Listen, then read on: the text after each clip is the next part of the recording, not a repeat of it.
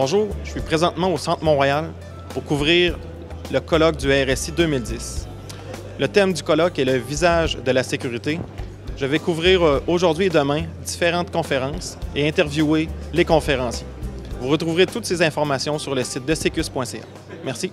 Ce qui est bien important, un peu comme on le mentionnait dans la présentation, c'est vraiment bien identifier les besoins d'affaires associés. C'est vraiment identifier là où il y a des risques pour ton entreprise, puis bien cibler tes besoins d'affaires, puis de fournir les informations et les intrants nécessaires pour adapter la solution là, aux besoins.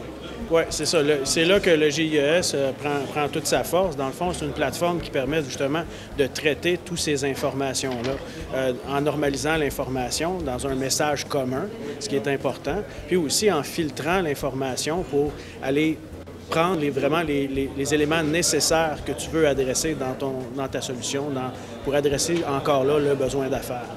On produit des rapports, que ce soit surtout, mettons, en conformité, donc pour rencontrer des obligations de conformité, des politiques de sécurité, des normes, standards mis en place. Et on fournit des rapports, donc on peut fournir une preuve comme de quoi on fait une saine gestion de notre risque en voyant que sur les rapports, il y a l'information. Puis aussi, il y a tout le volet console, si tu veux, analyse en temps réel, où ce que là, s'il arrive un événement ou un incident spécifique, bien, on peut agir automatiquement. Donc, de façon visuelle, avoir à traiter l'information. Je dirais que dans le contexte de ce qu'on a vécu, ça a été le moment où on a vu le pirate avoir un accès potentiel à des informations, ou du moins des systèmes qu'on qualifie comme étant critiques.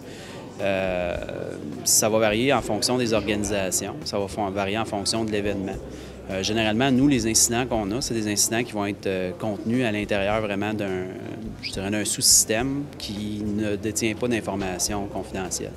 À minute où on a un aspect de confidentialité, d'intégrité ou de disponibilité qui est sur une des infrastructures centrales, pour nous, ça devient une crise qui peut avoir une envergure variable, mais qui devient une crise parce qu'on doit reprendre un contrôle, ou du moins on a d'autres activités à effectuer pour recertifier cet environnement-là. Moi, je dirais qu'on a tout le temps, en fait, eu un certain contrôle par rapport à l'incident parce qu'on savait qu'il avait lieu, puis on enquêtait sur qu'est-ce qui était en train de se passer. Le point tournant, probablement, par rapport aux pirates, c'est quand on a décidé de prendre action, qu'on avait suffisamment d'informations pour prendre une action qui était vraiment ciblée. Ça a été probablement le moment où on a, je dirais, limité beaucoup les accès qui étaient possibles de l'extérieur de l'université vers l'université, où là, on a mis en place certaines mesures de contention pour barrer un petit peu, entre guillemets, notre réseau. Fait que ça a été probablement un des points où où l'action a été beaucoup plus concrète par rapport à ce qu'on faisait avant, mais sans dire qu'on n'avait pas le contrôle, on se préparait à un bon plan de match. OK, bien, identification, quelqu'un doit arriver et donner un élément, puis là, dire, bien, trouve qui je suis. Je te donne, par exemple, mon empreinte digitale et trouve dans ta base de données qui je suis, je t'en dis pas plus. Authentification, c'est que je donne un autre facteur, mon code d'usager, un mot de passe et ma biométrie, par exemple. Et là, je dis au système, vérifie que c'est bien moi. Donc, c'est deux niveaux très différents et qui sont utilisés de façon différente. Sur le terrain, on a souvent besoin d'identification, en tout cas dans le domaine de la santé.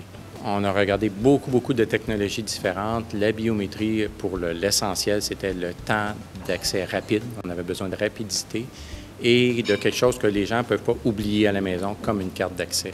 Donc, ça coordonnait les deux items là, de façon assez appropriée. Donc, on a fait beaucoup de tests pour valider que c'était vrai. Et oui, c'est avéré qu'à l'usage, ça fonctionnait bien.